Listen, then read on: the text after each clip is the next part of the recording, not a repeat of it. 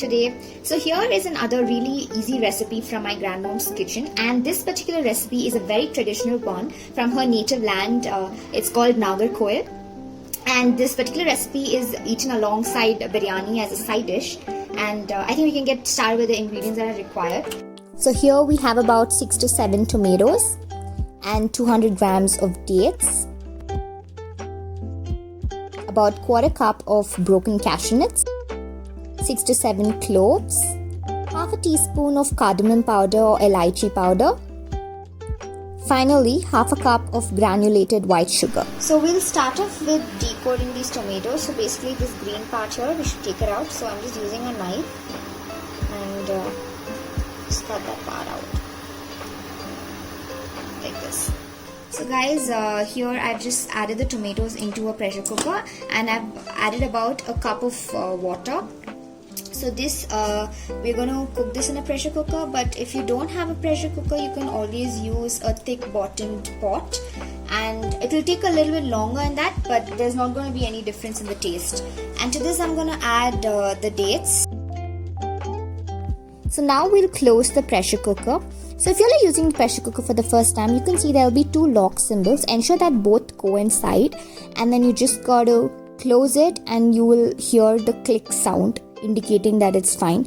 Now add the whistle, and we'll leave it on for exactly 2 whistles.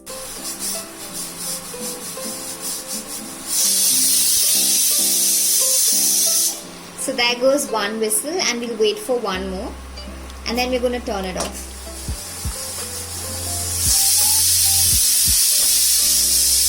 So I have turned this off now, and we're going to let the cooker cool down completely. So be very careful while handling a cooker. So we let this cool down completely. Maybe it will take about 5 minutes or so. So guys, if you can see, the skin has started separating from the tomato. So you can just use something like this and just pull it out.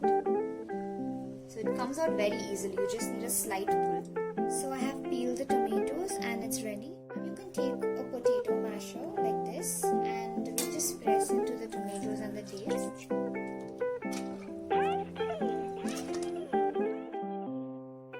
Add a generous amount of ghee, maybe about 3 tablespoons, and of course keep some aside. So as we move along, we would be needing a little bit more ghee.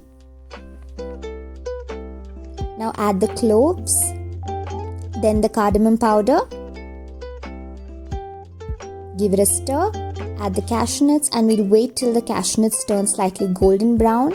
Then goes in the tomato and the dates mixture. Give it a good stir, and then add the sugar.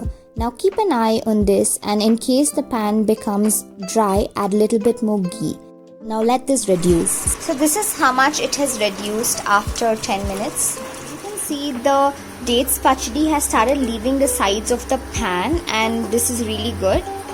So we'll leave it on for another 2-3 minutes, and then we'll turn off the heat.